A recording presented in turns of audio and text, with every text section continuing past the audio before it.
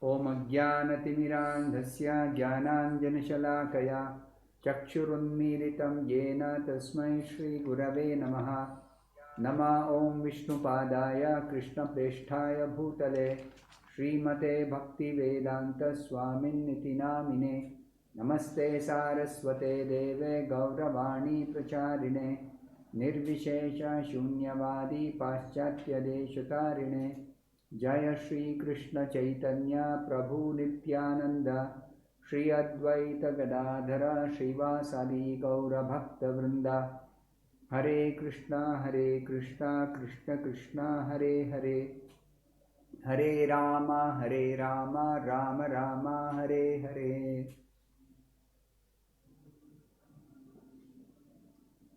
Now let us try to understand in more detail what is this soul.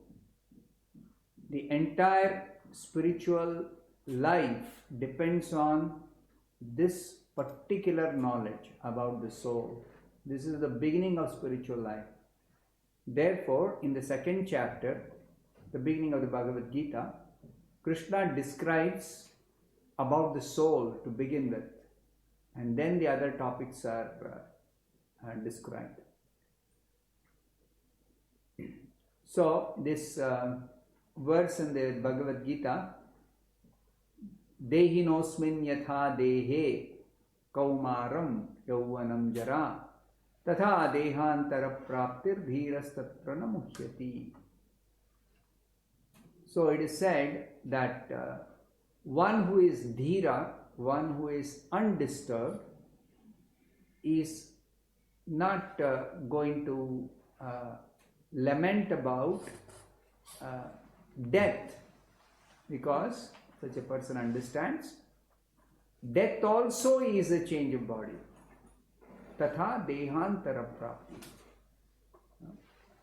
So, Srila Prabhupada explains, generally when a person dies, the relatives lament, oh, my father is gone, or my grandfather is gone.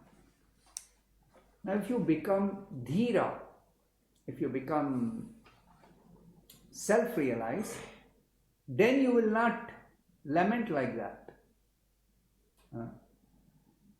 So, to help us understand, Srila Prabhupada gives an example, just like if you have a friend who's living in an apartment.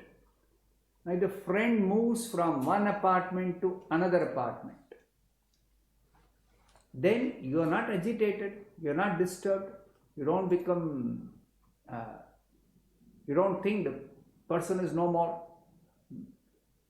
He was in this apartment, he has gone to another apartment. So there is no question of becoming disturbed or agitated.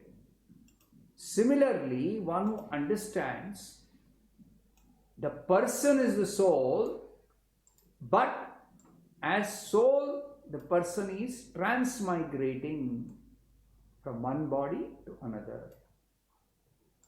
So one who knows, such a person will not be disturbed or agitated or lament about the loss of his friend or relative, because he knows what happens at the time of death. He also knows from the scriptures that the departed soul has gone somewhere, some definite destination, some definite place, or some definite type of body. Just like another example Srila Prabhupada gives, if somebody is in America and then they hear that their friend is going to India, they have never been to India, but they know, oh, he's such and such a person is going to India. Now, how do they know he's going to India? Because he has purchased a ticket to go to India. And then after he goes to India, he is going to stay in some other place in India. He was staying in one house or apartment in America. He is going to India means he is going to stay in some apartment or some house. So like that, from Shastra, we can know that when a person dies or when a person quits a body, where has he gone? He has got another body. So there is no cause for lamentation. Now, why has he left this body? Because this body has become useless. Cannot stay in this body anymore. It's like any of your dress you are using.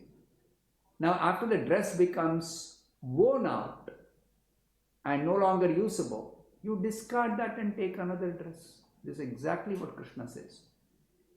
Just like vasamsi jirnani yatha vihaya. Vasamsi, dress. Jirnani, when it becomes worn out. Yatha vihaya, you discard the worn out dress or cloth. And then what do? Navani grannati, you take a new dress. Similarly, Krishna says, when this body becomes worn out, old, useless, then you leave this body, you discard this body, and you are given a new body. So there is no difficulty in understanding this, and it's a fact. It actually is a fact. So this dehantara, we have to understand very carefully that change of body at death is a fact, and it is true in all cases without exception. There is no exception to this at all in this world. Anybody, everybody who dies, they change their body. And this is exactly like Krishna says, the change of body which happens when we grow through our different stages in life. We are born as a small infant, and then childhood, youth, old age. Just like Prabhupada explains again, if a child is just born, the mother knows that child is very, very, very small. Let's say in the womb the child was maybe 6 inches, and now the child has come out of the mother's womb, then the child very quickly starts growing. Bhagavad-Gita explains it is not growth, it is actually change of body. Anyway, now the body is not the same, or the body is not identical in every respect to the body which was there, but still the mother is not disturbed by this changing body. The mother is not disturbed by changing body because the child or the actual individual is the same. That is very, very obvious to the parents or anybody. You say, you have actually grown up. You have grown up. You were a small child. You have grown up now. So this you, who's that you? Or somebody says, I have grown up now. Who's that I? That I is the person who is unchanging. The person is the same, unchanging person. So, similarly, a dhira, a person who is self-realized, knows the laws of the transmigration of the soul. How does the person know? From the scriptures, like Bhagavad-Gita explains transmigration of the soul. So, by knowing this transmigration of the soul, understanding that at the time of death this transmigration happens, the person does not lament the death of a friend or a relative or a near and dear one. So also from Shastra they can know, my father or my grandfather or such and such a friend has gone to what destination. So we should learn that certain things we have to see with the eyes of the Shastra, eyes of the scriptures, Shastra Chakshu, to understand ultimately the reality of everything in this world. We should not only go by what we see with our eyes or what we perceive with our five senses. Sometimes these senses are not capable of helping us understand what is the reality. So another example Srila Prabhupada gives. We have common experience of seeing the sun, especially when it is just rising on the horizon. If you are able to see the sun, you can see one disk this big. Now, by your naked eyes, you cannot figure out how big is the sun planet. You cannot figure out. But from an authoritative book, either the Vedic literature or from even your geography book, you can understand the sun is 1400,000 times bigger than the Earth planet itself. The Earth planet is huge, but the sun is several hundreds of thousands of times bigger than the Earth. This you cannot see with your eyes. Never. You can never see with your eyes and understand or perceive. So just like if you want to know actually what is the size of that sun planet, you have to refer the scriptures. And by reference to the scriptures, you know it is very, very, very big. Or how far is the sun? Now from the scriptures, we know it is 90 million miles away. 90 million miles away. But it looks like it is just on the horizon. The way it is rising, it is on the horizon. No, it is not on the horizon. Horizon is on this earth. But the sun is 90 million miles away from the earth. So it's not as near as it appears. Neither it is as small as it appears. So we see certain things like this through the eyes of the scriptures.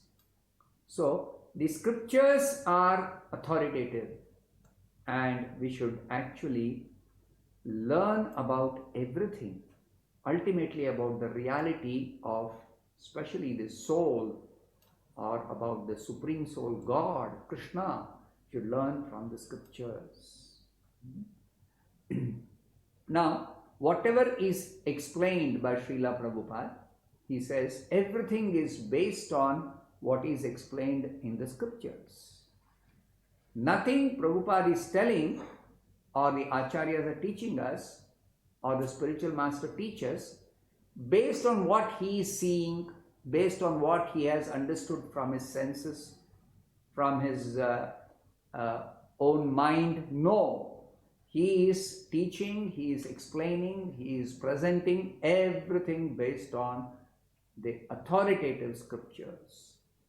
So we have to accept the authoritative scriptures. Only then we can actually get this understanding, and eventually we can even get the realization or see the reality of whatever is told in the scriptures. Another example Srila Prabhupada gives, that we accept the authority of the scriptures without any argument.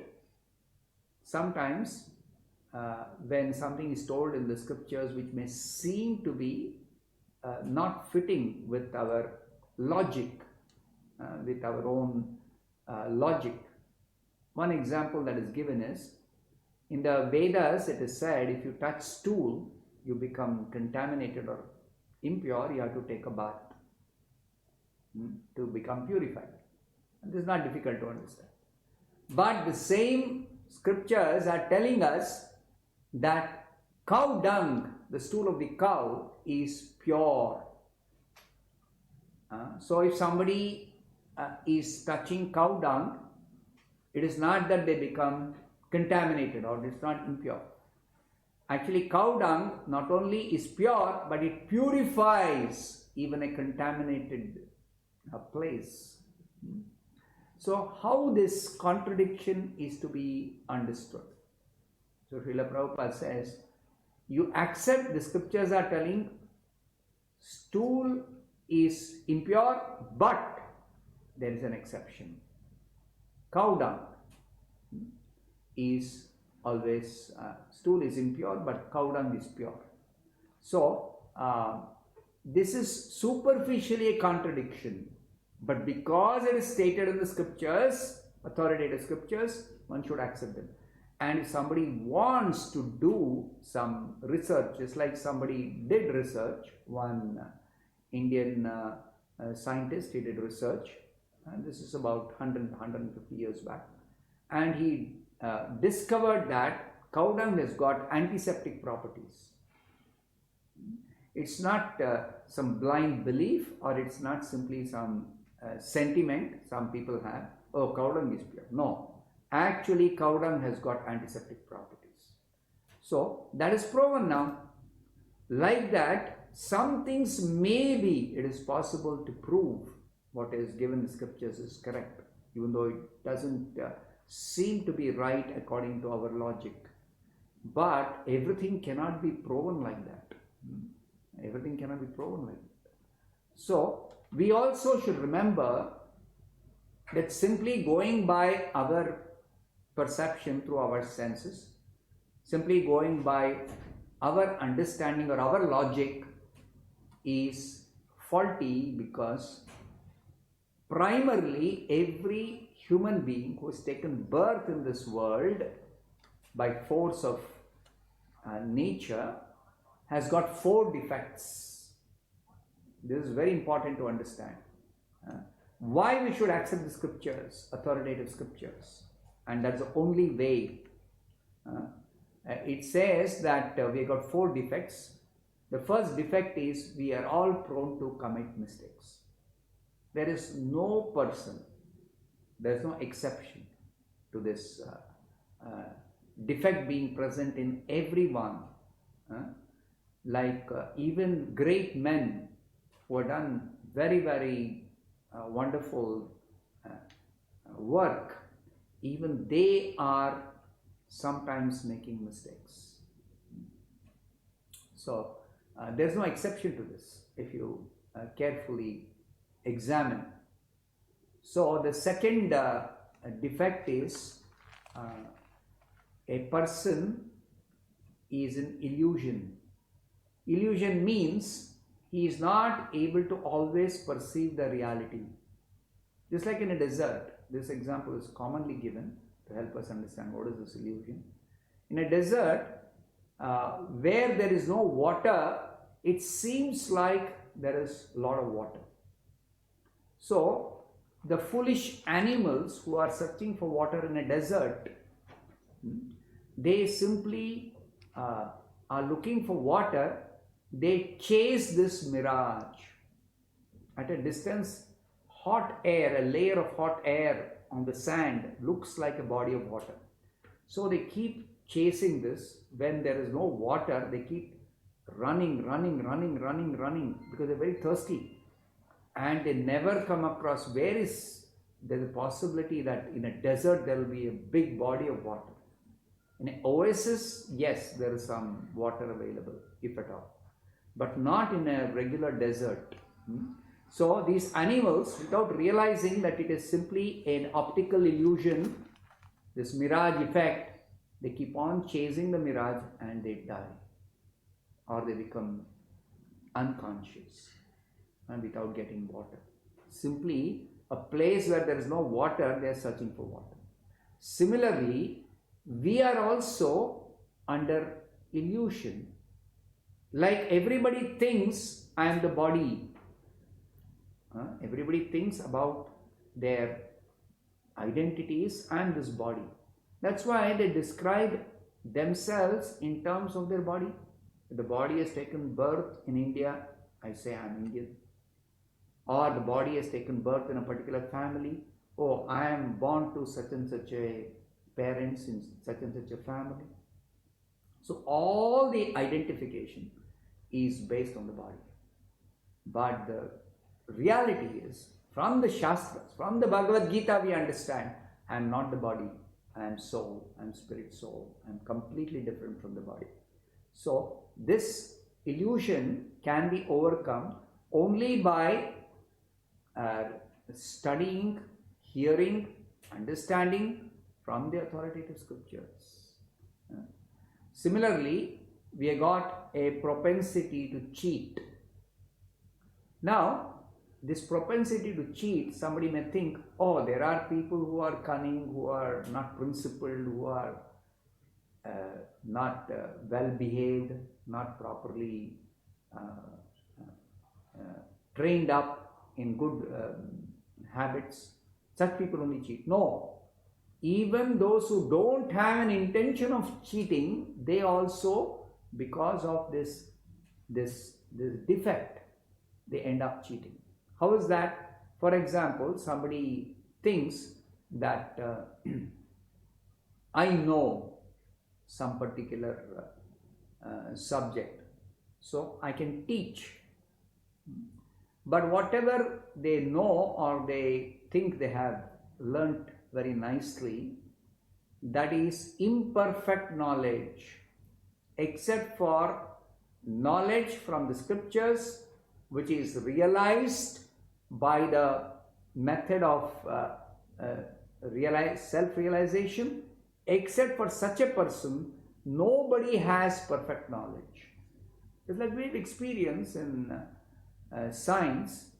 They had one particular understanding of what is the atom, and then it changes as they discover more, or they do more research, or they find out more.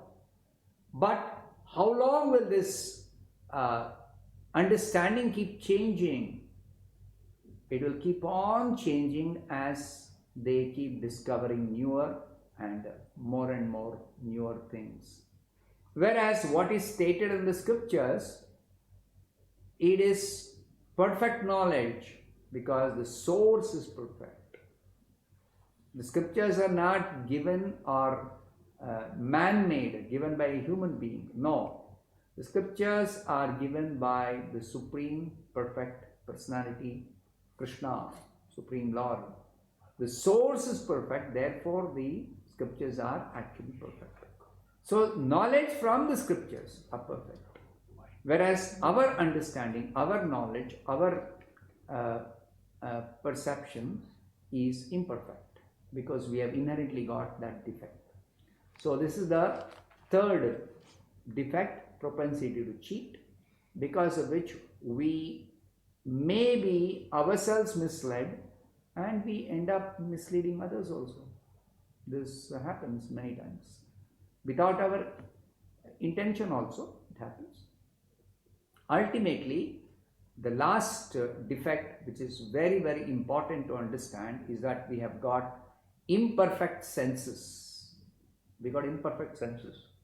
Just like with these eyes, how can you see the sun and determine what is the dimension, what is the size of the sun, how big is the sun? You can never see the sun and determine its size. You can never do that.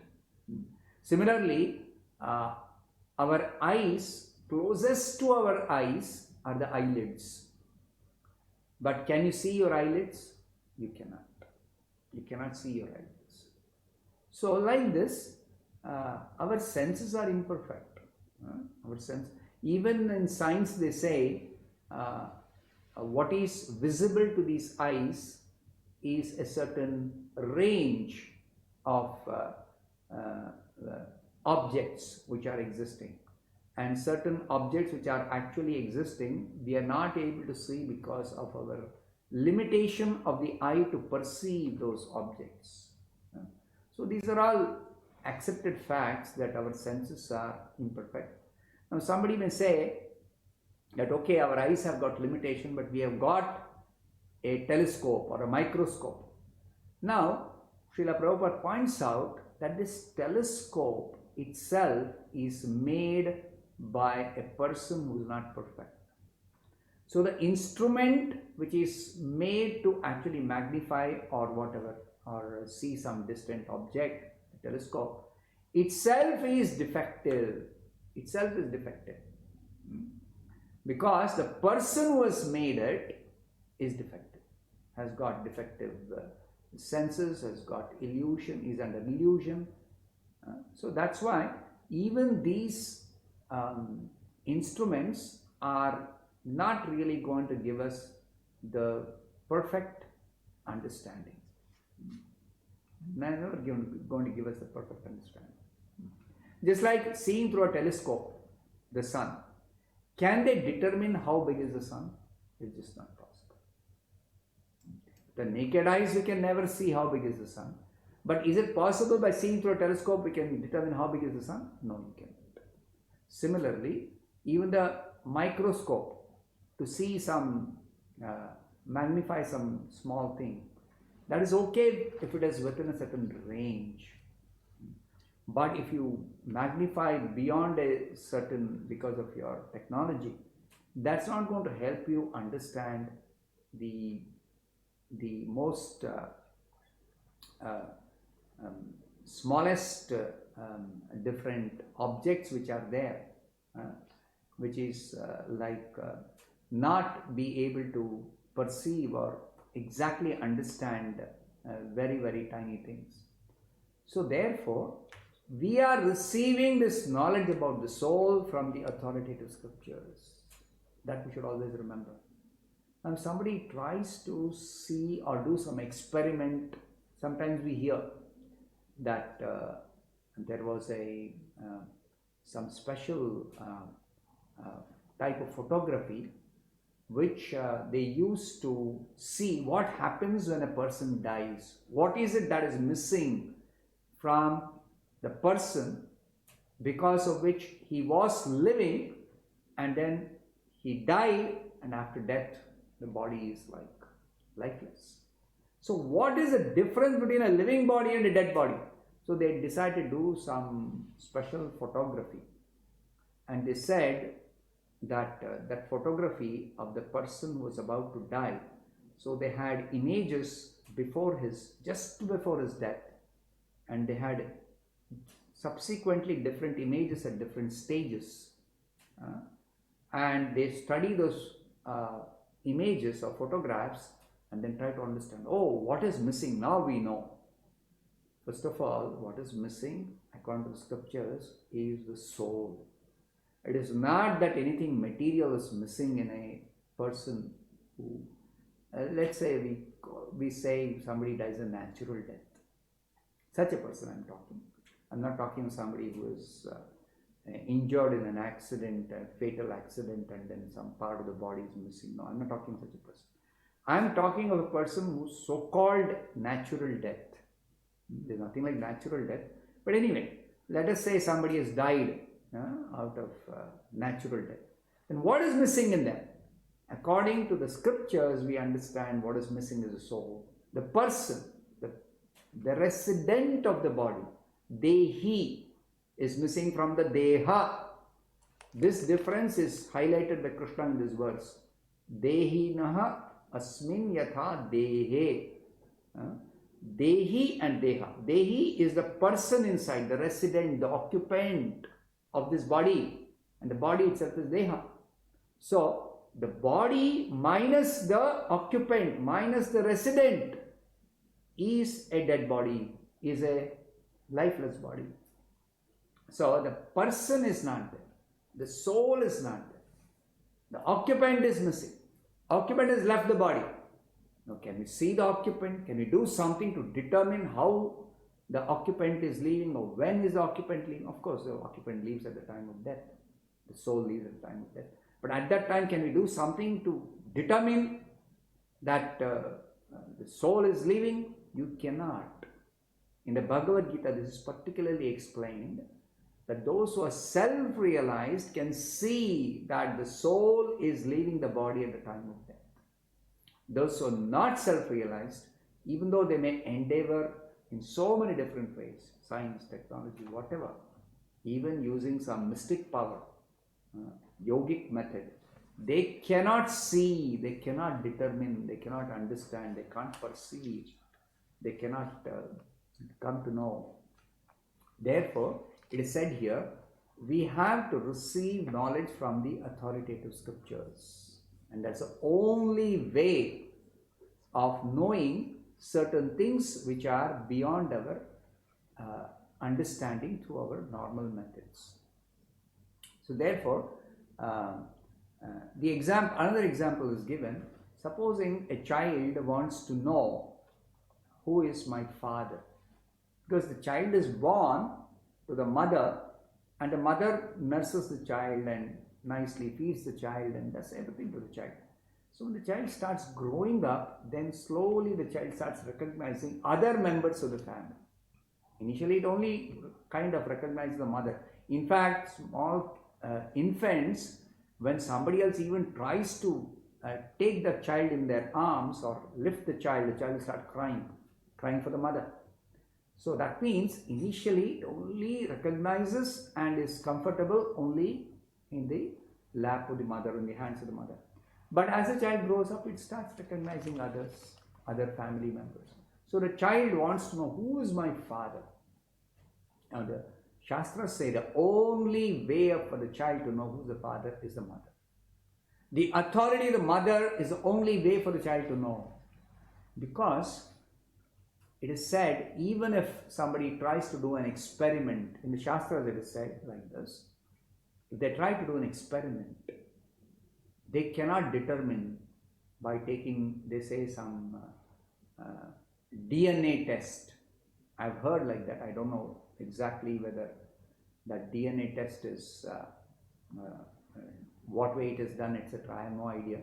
But Shastras say there is nothing which a particular person can do as an experiment and determine who is my father.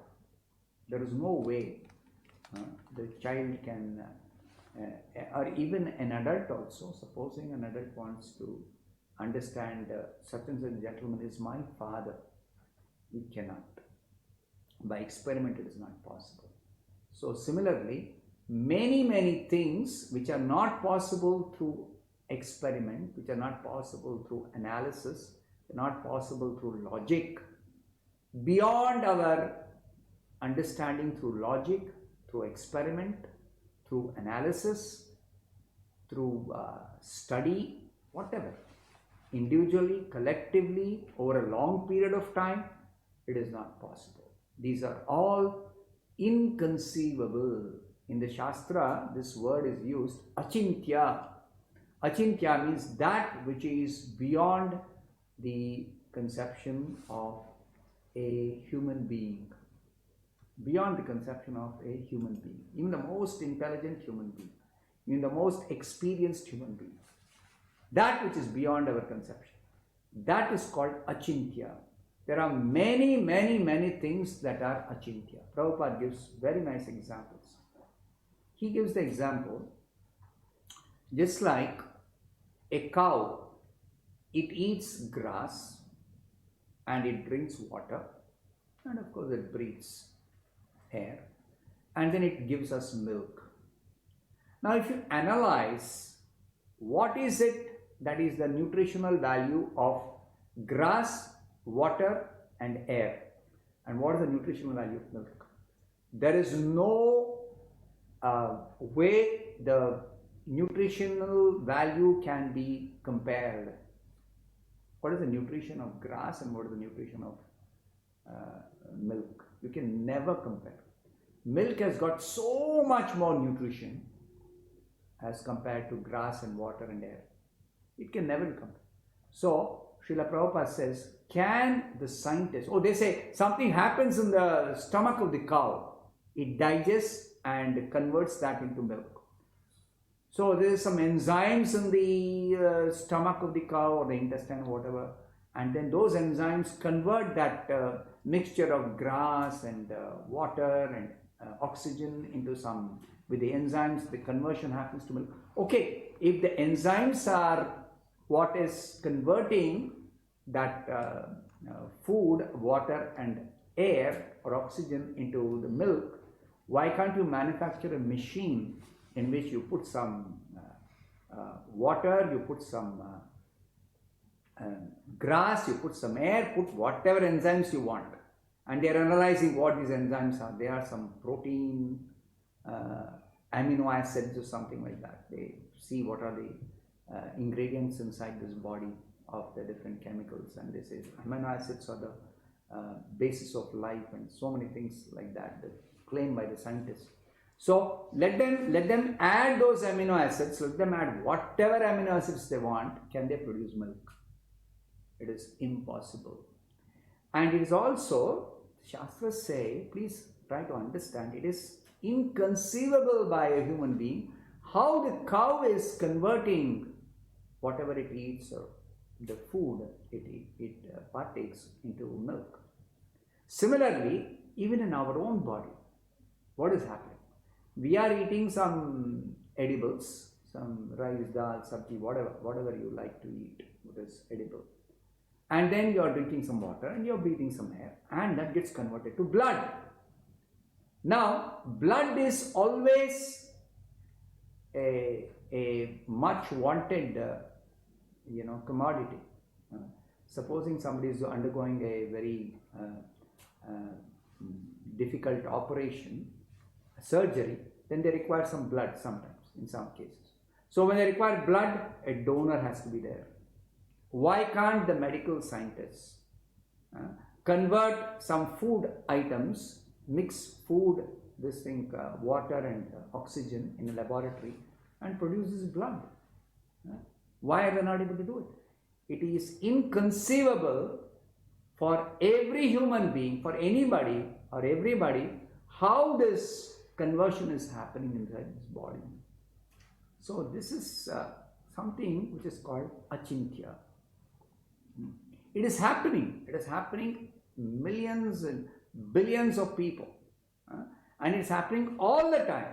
It is not some rare occurrence or some real special thing that is happening. Nothing. It is happening everywhere. Universally it is happening. So how is that happening? So that these things are explained in the scriptures as achintya. And the scriptures say anything that is achintya, the only way to know about it, to understand it, is from the scriptures, authoritative scriptures, Shastra. So therefore, the importance of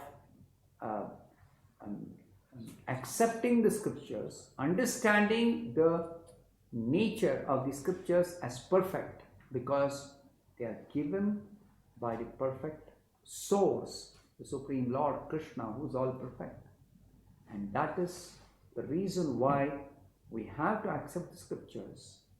And supposing we are not able to understand, then we have to approach a self-realized soul who can explain the scriptures to us, who can help us understand, who can give us a process.